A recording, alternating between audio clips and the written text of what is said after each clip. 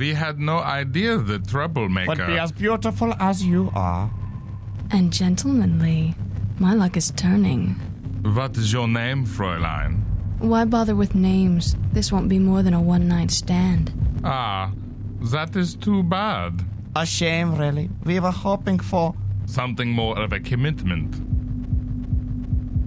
The BloodRayne series is one of those endearing series emerging from the early 2000s. One that's very much the sum being greater than its parts. They're well-made games that each take a different approach. The first is a fast-paced third-person action-adventure title, shooting mixed with hack-and-slash elements. BloodRayne 2 dials back on the speed and moves into a more character-action style of game, one akin to games like Devil May Cry. The third title, Betrayal, goes with the classic Castlevania approach, while taking cues from the second's combat system. I wouldn't call them great games, although they do flirt with greatness at times in different ways. But they're full of charm and memorable characters, especially our heroine.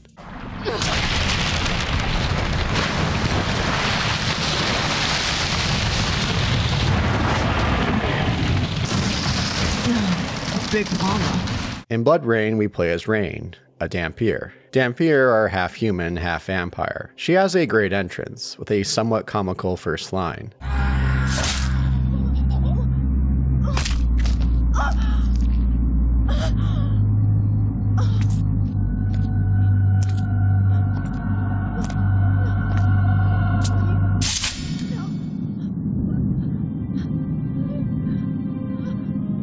Where is he, bitch? Ah, that early 2000s edge. Vampire fans were feasting well during this time frame. You had Blade a few years prior. You had one of the most beautiful women in the world, Kate Beckinsale, running and gunning in tight outfits in Underworld. While a botched release, Vampire Bloodlines became a cult classic. Before Twilight would hit the bookshelves in 2005, things were doing well in the vampire space. Dark, edgy, but not afraid for some tongue-in-cheek. Rayne is voiced by Laura Bailey in what she said was her first gaming role. On IMDb, there were a couple of uncredited roles prior, the start of what would be many, many gaming roles. IMDb lists 271 game projects as of writing. She does a great job here with the sultry, seductive nature of Rayne. When they were doing the recordings, the voice director would tweak and change lines. If saying them would get Laura Bailey to blush, they used them. That sounds like a fun job, doesn't it? Trying your best to make Laura Bailey blush. Surprise, Buttercup. Quiet, baby. What will the neighbors think? Tell me you love me, honey. Gameplay in BloodRayne is competent, if not spectacular. It keeps a small focus on its offerings. Basic, but satisfying. Part is due to the dismemberment system. Adds a lot of weight to your attacks when body parts are flying everywhere in your wake. It's a very basic combo system. Hit the attack button over and over to deliver melee attacks. As we progress through the game, we'll unlock further attacks into our combo. You could weave in and out with these melee attacks. That's how I found most boss fights to work. Come in, get your hits in, weave out, and then continue the combo when an opening arises. Rayne moves with great speed. As a result, the game is pretty generous in other areas. For example, navigating across narrow platforms. You don't have to worry about falling off. Fine by me, as platforming isn't the main focus here. Guns are generous with their auto-aim. With the speed, it'd be hard to focus with precise aiming. What the game is going for works for me. You could slow down time with a couple of options. One is through Blood Rage mode. You'll move at a faster rate with more deadly combos. You have the option to slow down time otherwise, although you won't move faster. There's no penalty to do so if you wish.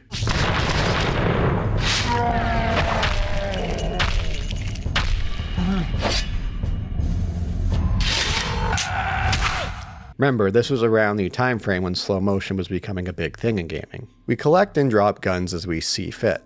Out of ammo, Rayne drops them. There's no reloading. You can rotate through various combinations, like heavy guns, light guns, or special guns. Special ones being guns like rocket launchers or shotguns. To replenish our health, Rayne needs blood. What better source than these enemies we come across? Monsters of various assortments. Nazi soldiers. There's plenty of fun to be had with feeding, like turning the direction of your victim. Turn them into the line of fire as you feed. Or hop from one to another as each one dies from blood loss. Rinse and repeat.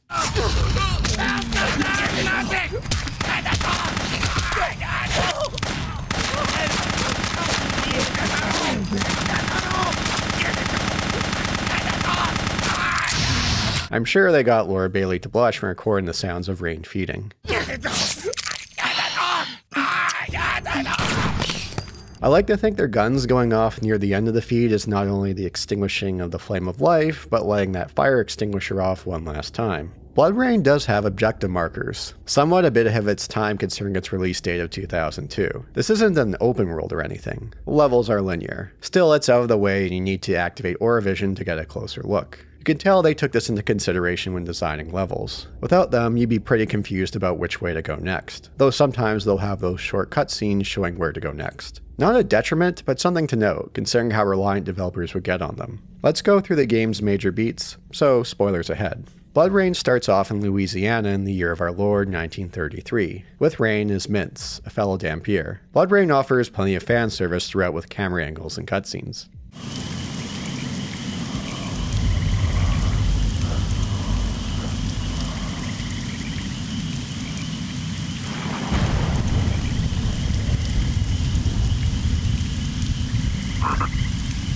They're on assignment from the Brimstone Society, a secret group that protects humanity behind the scenes from the supernatural. Something has changed the locals, and we're here to investigate the infection. I do have to question the Brimstone's choice in sending Rayne. While half vampire, Rayne is still weak to water. We're heading to a locale full of it. This serves as the game's tutorial to get settled in. Level design is a bit lacking here, especially compared to later. Lots of swampland, although the houses and buildings we enter are well designed. We navigate area by area over wire poles to avoid long stretches of water. What I enjoy about this section are the survivors we come across. The accents do a lot of the heavy lifting, but these survivors are full of life with their dialogue. I wanted them to hang around longer before they became fodder. I don't know. I hid in here when those things came. They can't get in without them holes. Marasa.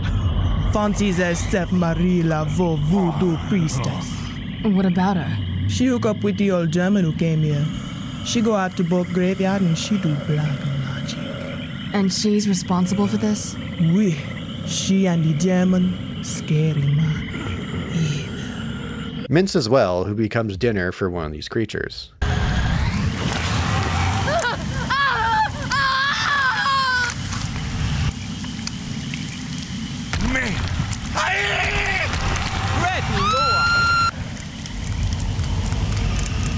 At the end of the stretch, we fight the Queen of the Underworld. Afterwards, we're introduced to who will be our main villain, Jurgen Wolf. Great villain name. Aw, did you eat something that isn't agreeing with your tummy? Glowing ribs?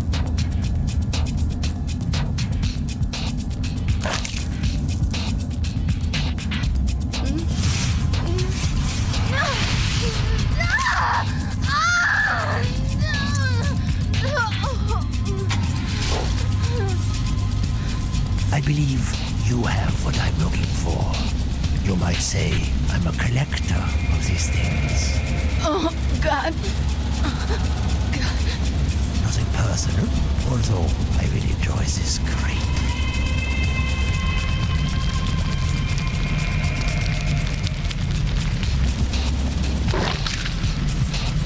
We jump to 5 years later, 1938, which is a bit strange of a time jump. 5 months? Sure. What's Rayne been up to the last 5 years? Not unlocking further combat moves, that's for sure. We get an assignment from Darkman. I love how his name is Camel Case as opposed to Dark Space Man, or Dark Man with the M in lowercase. Adds a layer of intrigue about who he is. Off the coast of Argentina, Nazis are looking for a lost relic with great powers. We're to clear out a group of elite officers in the base. Their leader and founder is Jurgen Wolf. The file you have lists many GGG officers and their SS conspirators, including Jurgen Wolf. You are to eliminate all of these targets to prevent further supernatural ambitions. But be careful. Members of the GGG have been experimentally enhanced and are particularly dangerous. Good luck. And Rayne, watch yourself. We get a little in-game cutscene of their deaths upon elimination.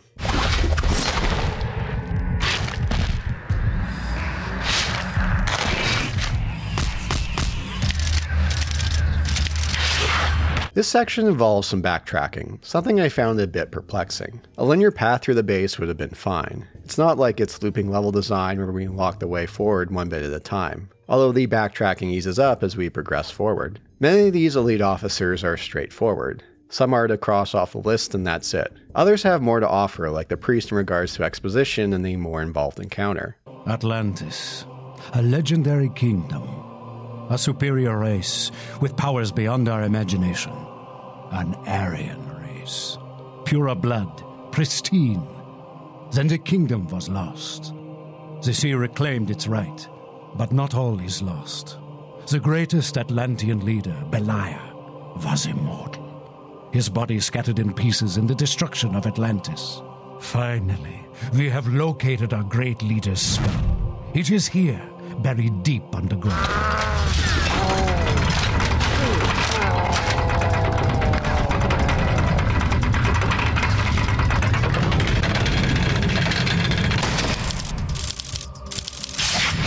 Another is the Butcheress. She offers a large serving of fan service.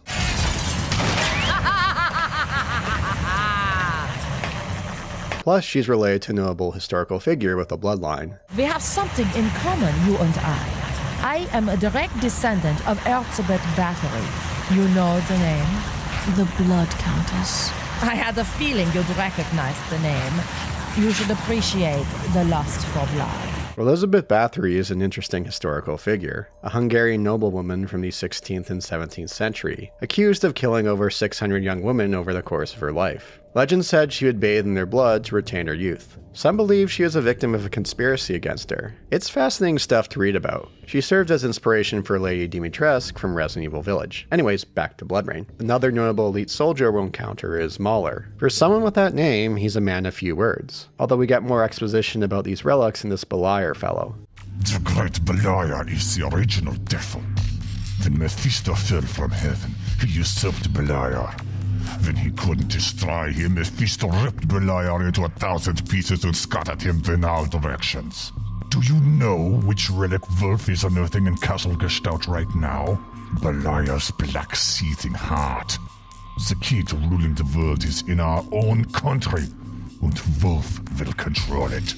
Yeah, we'll see about that.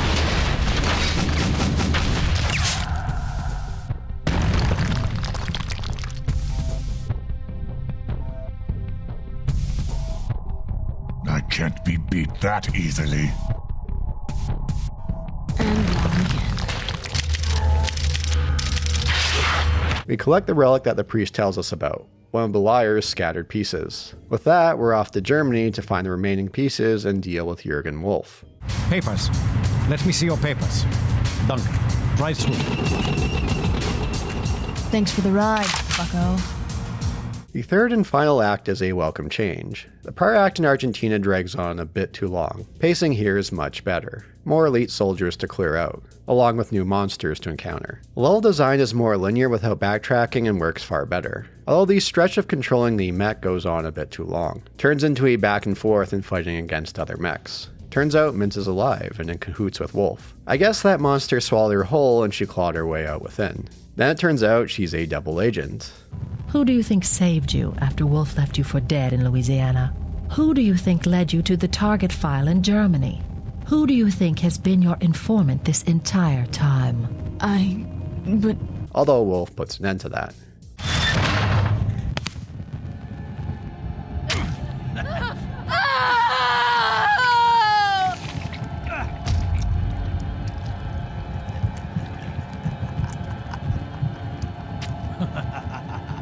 Like the Argentina chapter, there are a number of elite officers who are nothing more than fodder. Then you have the conjoined twins that I began the video with who steal the spotlight with only a few minutes of screen time. Wish they had done more with them.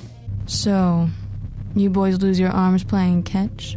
No, we were born conjoined. But sadly, separated soon after birth. Well, when I'm done, you'll both be missing more than an arm. We don't miss an arm. We missed the connection we once had. You boys are too much. Now this might hurt a little. Ah! Sigmund!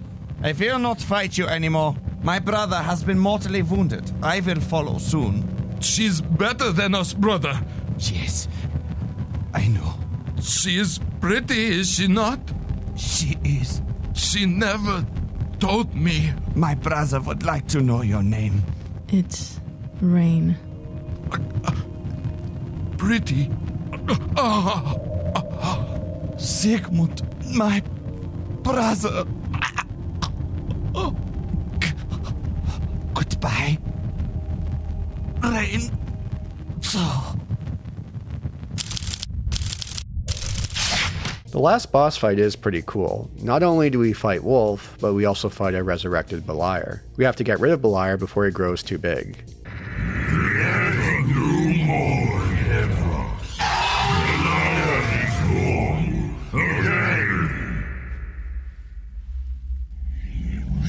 Now, each of you has something that belongs to me. You're gonna have to come and get it. And what better way to celebrate our victory than by flipping the birds at their corpses?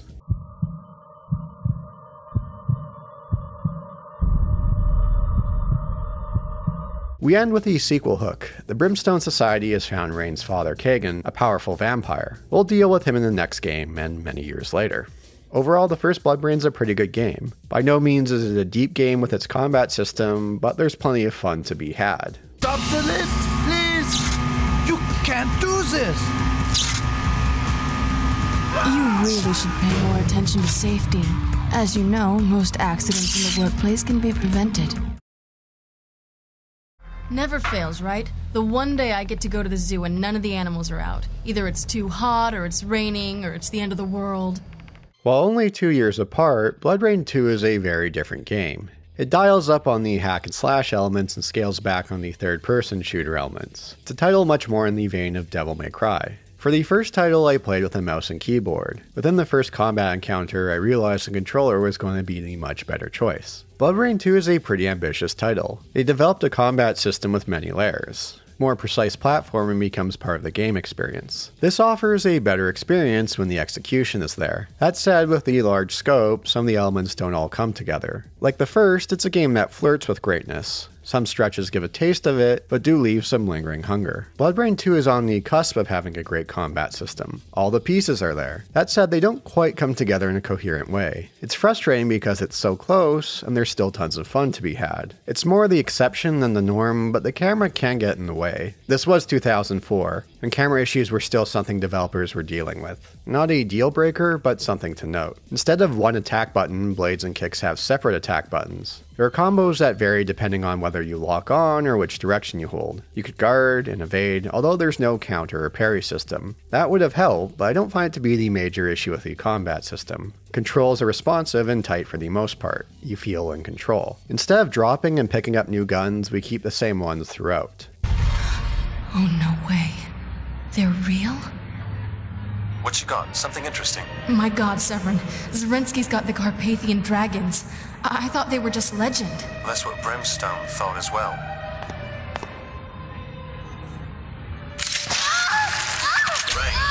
Rayne, are you there? What happened?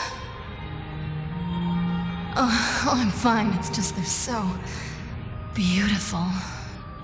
We'll find newer weapons as we progress. We need to feed from enemies to replenish our ammo, else ammo drains our own health. There's a decent variety of options we have with different guns. They revamped the rage meter. Instead of needing to fill it all the way up, you could use it any time to go into blood rage mode. You can unlock further blood modes. Although Bloodstorm looks cool, I could never seem to get it to do anything I wanted. Plus, you get it unlocked at the very end of the game. With a high enough rage meter, you could send a ghost to feed off enemies or get enemies to attack one another once you unlock them. You could also expend your rage meter to slow down time or stop it altogether. Feeding also received an overhaul. It's still used to recover health, but you have more options and choices. I'll note that the feeding has less of those sexual overtones. She sounds like she's more focused on feeding instead of the sensual feel of the original.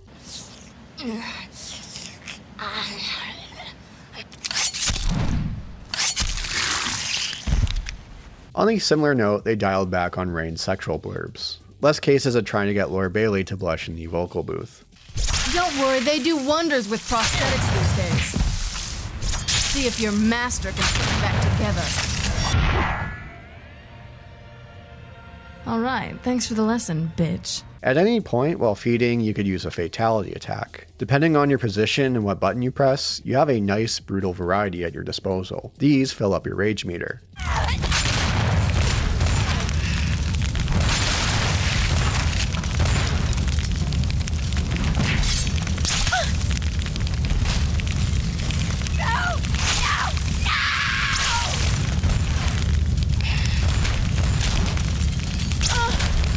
There is some decision making in these moments, depending on your health, your ammo, or your rage meter. There's no way of knowing when feeding is up. You could wait longer to fill up your health, but might risk the feed ending. At this point, you can't fill up your rage or ammo. A fatality will allow you to fill up rage, but not your ammo. Using a fatality to refill your ammo won't fill up your rage meter.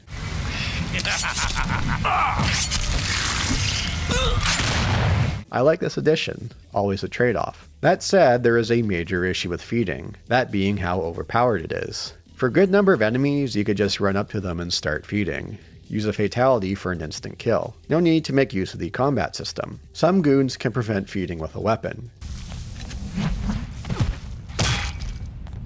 You could remove them by kicking the weapon out of their hand or using the harpoon. The game is at its best when you have large enemies that you can't feed on. These are where you use the combat system. Use the goons in tow to refill your health, rage, or ammo. The thing is, there are good stretches of BloodRayne 2 where this isn't the case. Some stretches are only simple goons that you could sleepwalk through. It picks up later in the game, but that first half will have long stretches where it's easy to stomp anything in your way. One of the better changes includes the harpoon. In the original, it was used to knock over enemies for feeding. Here, it's used for tossing to some amusing results. The environments are full of things to throw them on. Pointy things, explosives, fires, throw them off ledges. Sometimes the game will switch to a cinematic camera to show what happens to them.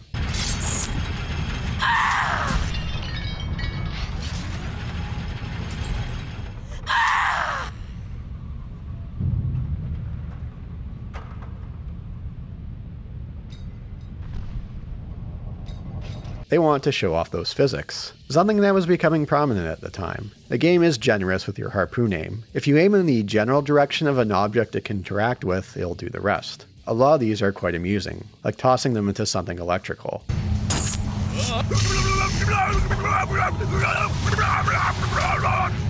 The harpoon receives much use for progression in BloodRayne 2. Toss the constant spawning goons into certain objects a certain amount of times. Sometimes these go on a bit too long, but as mentioned, there's still plenty of amusement in chucking enemies into them. You could use the harpoon to target objects in the environment, like gas canisters to send off. Sometimes these would result in unexpected, delightful results, the ones you don't plan for, the kind you would see more in games like Immersive Sims.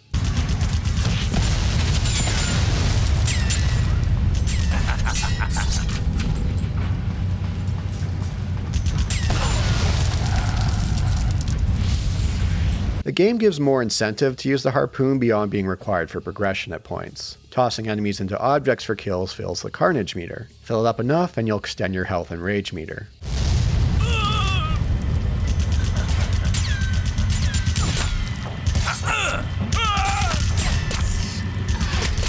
Yeah, I can go all night now. So there are great things here with the combat system, but it doesn't come all together in the end, which is unfortunate, because it's damn close to being great. And there are moments where it does shine through. This was still early in the time frame of the 3D beat 'em up. Devil May Cry was only a few years before. One thing that would have helped would have been a style meter. Give more of that incentive to experiment and get points for upgrades. Instead, we get upgrades at key points. That said, the combat system is better executed than the platforming editions. It seems like in between games, someone high up on the dev team saw what Ubisoft was doing with Prince of Persia. So they implemented some of these platforming elements. No wall running, which is unfortunate. There's heavy usage of poles. Spin around to hop from one to another, shimmy up and down. Unlike Prince of Persia, where platform was the game's best strength and played like a dream, Rayne is a bit awkward to handle. There were several times where I meant to turn my direction and would jump forward instead. There are no major consequences to failing. It's not like you're falling to your death. Try again. Still, it can be frustrating when Rayne does something that you weren't planning on. These platforming sections are well paced, but the controls don't quite click in a way that delivers a lot of satisfaction. They get in the way where it doesn't feel like you're screwing up, but more the game screwing up. Although I will note there's plenty of fun grinding down pipes and poles, slashing enemies along the way.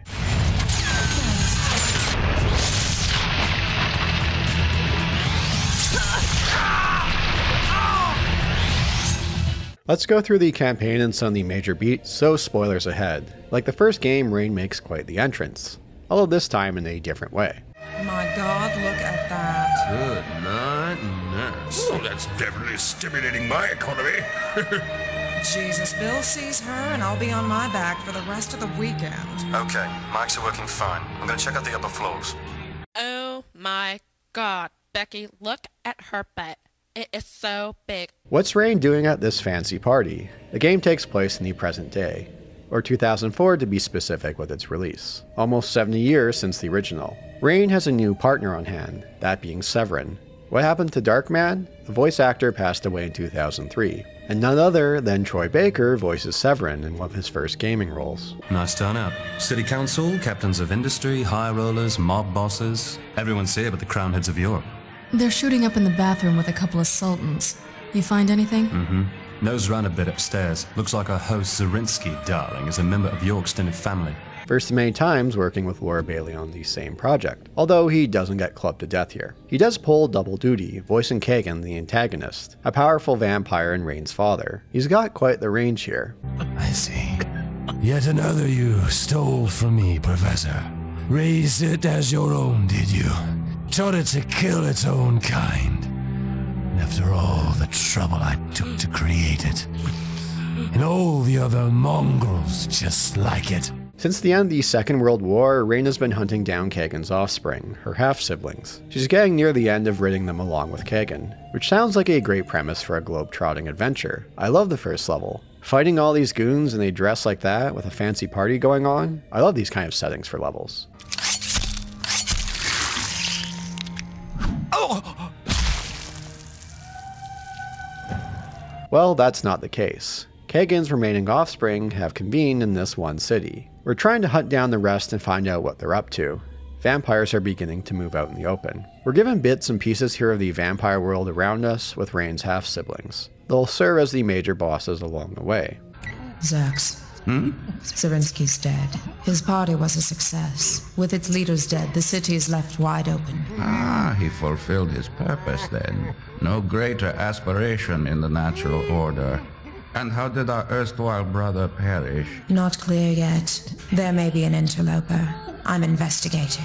After the first level, we end up down streets and long stretches of sewers. This works well for the kind of combat encounters the game has, but it's a bit of a bummer after the first level. Not the most exciting of environments. I perked up upon entering a club, but it's nothing like the club from Blade or Vampire Bloodlines.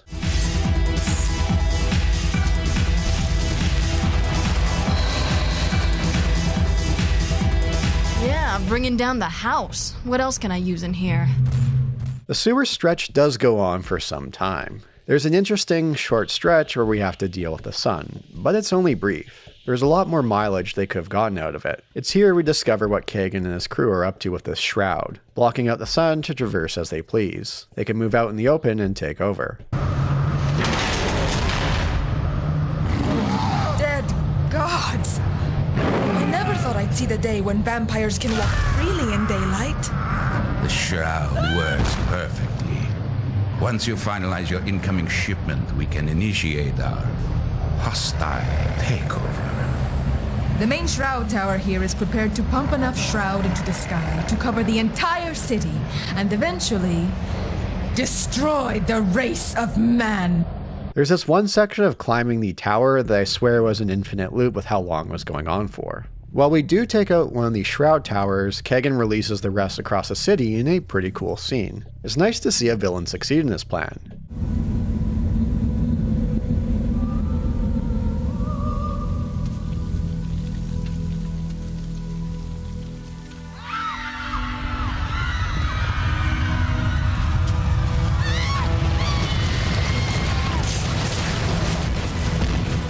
And you tell my mongoloid brother and his goons to get under cover, because the world is about to cave in on them.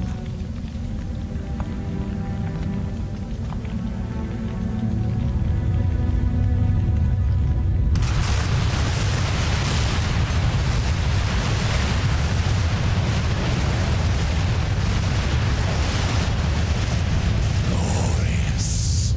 The fall of the age of man. Witness the dawn of the vampiric age. Now we have to deal with the aftermath. What does Brimstone advise? Brimstone's gone. Just offline or completely wiped out, I can't tell. Results pretty much the same either way. I'm out of a job. So we're on our own, here at the end of the world. And Kagan is alive and well. Looks like it. Well then, as far as I'm concerned, I'm still on the clock. You with me? From here on in, the game gets much better. More exciting environments and more interesting combat encounters. More mixes of large enemies who you can't feed off with those you can. And this final stretch in Office Towers has noticeable upgrade with goons. Not on their capabilities, but their banter. They wouldn't feel out of place in a Batman Arkham game. Oh, what a lucky day this is for me. I've been looking for you. I see you've been looking for me. Here we are. You want to dance? Their description of Rayne is pretty funny. Keep your eyes peeled, guys. We're looking for a hot, big-breasted, red-headed vampire. Okay, there's not like 30 of them around here. We at last come face to face with Kagan. Defeating him leaves a powerful seat open at the table, one that Rayne takes. But the world is now in a state of chaos. Who knows what's going on out in the world? There's other vampire overlords who will be vying for power. Brimstone society is in chaos. Many will be hunting for Rayne. Yeah, maybe it is. Besides, I'm looking for work now too. Empress might not be a bad job title, until something better pops up. So, what's first on the agenda? We'll need to assemble a larger team, then we need to sort out the vampires running loose in the city. It'll take some doing, but without leadership, they're not much worse than wild dogs. Besides, we control the sun gun.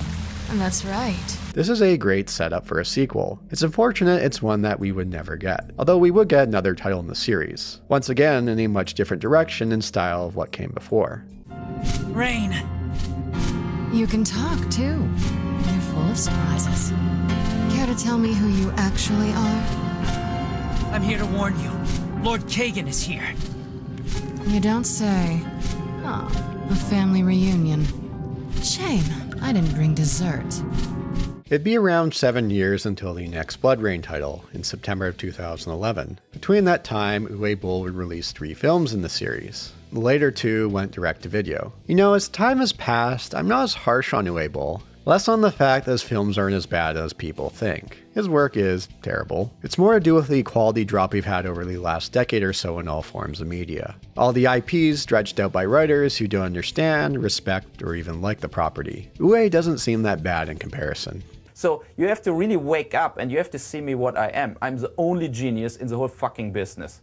Goodbye. Terminal Reality would not be in charge of development. Way Forward would be at the helm of the next title, the spin-off Bloodrayne Betrayal. An interesting studio with an interesting history. They have their own properties like the Shantae series, but other studios have given them the keys to IPs to work on, this being one of them. Bloodrayne Betrayal is one of those titles built around the Xbox Live Arcade platform. Lower budget, smaller in scope. Instead of 3D, Bloodrayne Betrayal is a 2D side-scroller. While it's not a great game like the other 2 titles in the series, it flirts with it at times. It has issues, but deserves more props than it got. Ho-hum mixed reviews when it deserves more. You could do better, but you could do plenty worse.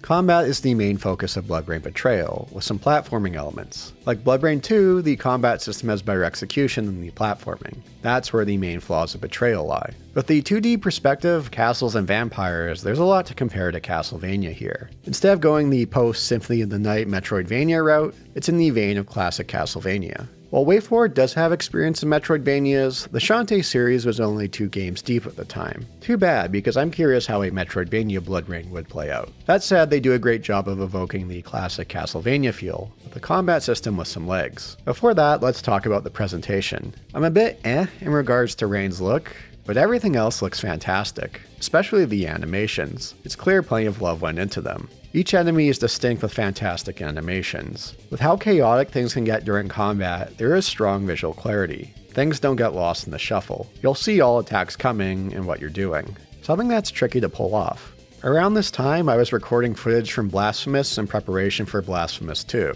a game I hold in high regards for visual and animations. They take a different approach here, but I have to commend how great these animations are. Well done to the staff on that part. Clear where the budget went. There are stretches where combat encounters are silhouette encounters in the shadows. A bit more difficult to deal with due to visual clarity, but still enjoyable. In regards to the music, someone took heavy influence from the Castlevania soundtracks. Fine by me, they're some of the best soundtracks around. Although it can be a bit too on the nose at points.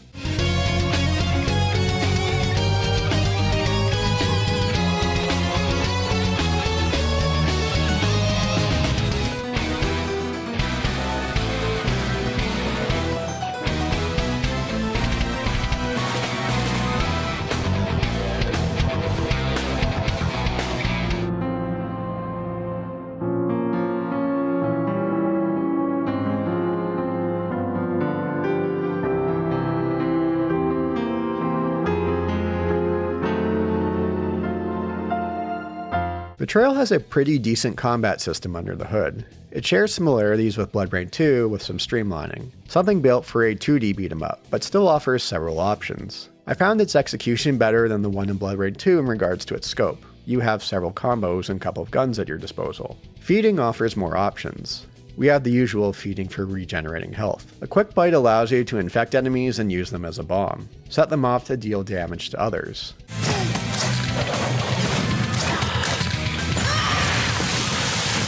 Many combat stretches offer environmental options. Spikes, barrels, the enemy attack of others. There's no harpoon option, but you could juggle enemies. Betrayal has a scoring incentive as well. Be quick in combat stretches for bonuses. It's a nice little incentive to get bold. I found it tough to score well. For most levels I would receive an F rank, Worm Chowder. To note, there are two versions of Betrayal. One is Fresh Bites, not only a remaster, but some gameplay tweaks, the one I'm playing for this video. The original Betrayal had complaints of high difficulty. The remastered offers two difficulties, one like the original and one that's more manageable. Even then, it can be pretty tricky, although the game is generous with checkpoints. I love that after dying and returning to a checkpoint, here's Rayne enjoying a nice glass of blood. Although what does she do with it afterwards? It would have been a perfect time to reference Castlevania with the infamous glass toss. Your words are as empty as your soul. Mankind ill needs a savior such as you. What is a man?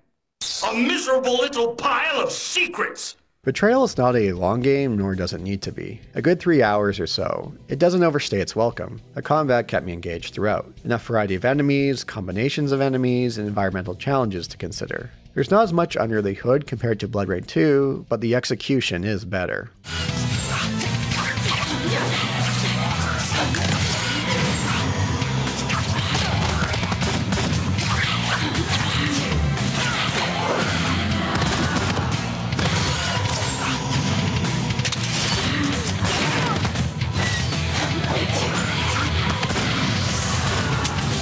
Platforming is where Betrayal struggles and loses a step, in a different way than BloodRayne 2. Here, you need to be more precise, and there are high consequences for screwing up. Even with generous checkpoints, it can be a frustrating experience. The main culprit comes from the somersault jump, the one in which you stop, turn the other direction, and jump. Like out of the Mario games. There are stretches where you need to use it to advance. Sometimes you're given time pressure. Thing is, it's iffy to pull off the way you intend it to. Compare that to something like Mario Sunshine, where it was a dream to use. There are sections where you'll need to use mid-air dashes and hop off enemies. Death didn't feel as much as me screwing up as in the controls being a bit off. They did mention they tightened up the platforming for the remastered version. I fired up the original afterwards and it does feel that way. Or I had gotten used to it by this point, so it's a bit hard to say. There are short sections where we turn to a raven to traverse. A nice change of pace, although the controls are still a bit wonky. I found the layouts for these platform sections well thought out and paced. It's too bad that Rayne is a bit unruly to control. They should have focused more on combat, where the game excels and had minimal platforming.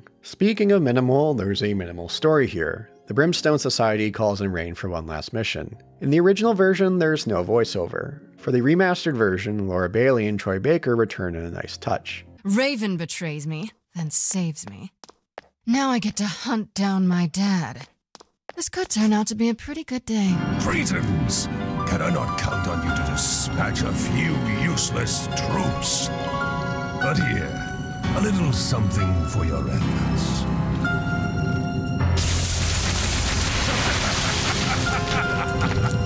Once more, with less failure. I'm not sure where to place this in the timeline. Does it take place after? It seems to, but I thought we killed Kagan in BloodRayne 2. Well, whatever, it's very minimal and not the focus. Here it's find this castle and take down anything in your way, much in the vein of the classic 2D side-scroller. It doesn't all quite come together, but comes close at times. Again, like the previous two titles, it flirts with greatness. When you're allowed to soak in the great animations and frantic combat encounters, there's plenty of fun to be had. It's too bad elements like iffy platforming get in the way. If you're into 2D side-scrollers, you can do better. Can also do a lot worse than Betrayal.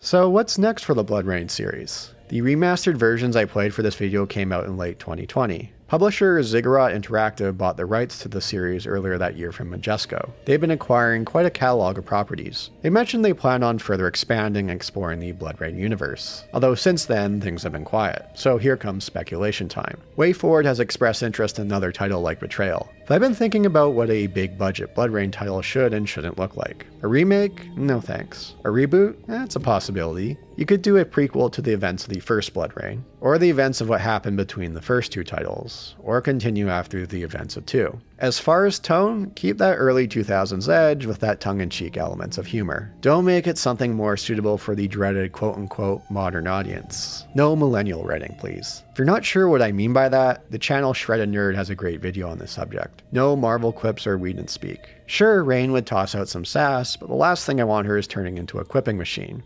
Jesus, trapped in a burning honky-tonk, and the jukebox is downstairs. Somebody's gonna suffer for this.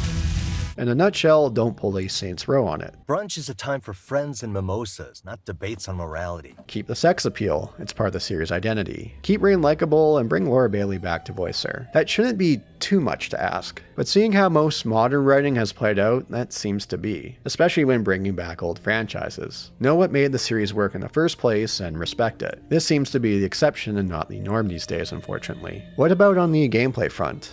I think the Batman Arkham series could make for a good point of reference. Take some cues from the combat system there. I'm not saying make it a one-to-one replica, but I think that system would work quite well with someone like Rayne. As much as I'd like something more akin to a combat system from a Japanese action game, Western studios struggle to pull off that style. As far as something like stealth, Rayne's never been one for subtlety in these situations, so I wouldn't go in that direction. Don't go the open world direction and all the trappings with it. Keep it more of a tight linear experience. Or again, looking at the Batman Arkham games would be a decent direction. A smaller, tighter open world. Or you could leave the series as is. There's nothing wrong with that. It's very much a series with that 2000s feel. A lot of its charm and strengths would vanish with a modern take. Not everything that dies needs to come back someday. BloodRayne has an interesting legacy. Never what I call great games, although they do flirt with greatness at times. They're very much a sum being greater than its parts. Games from a better time frame, when you didn't need large budgets and years to put things together. The first two titles especially are a relic from that golden era that's long past. There are plenty of better games and series from this time frame than BloodRayne, yet the series still has its place and charms that have made them remembered until this day. Thanks for watching.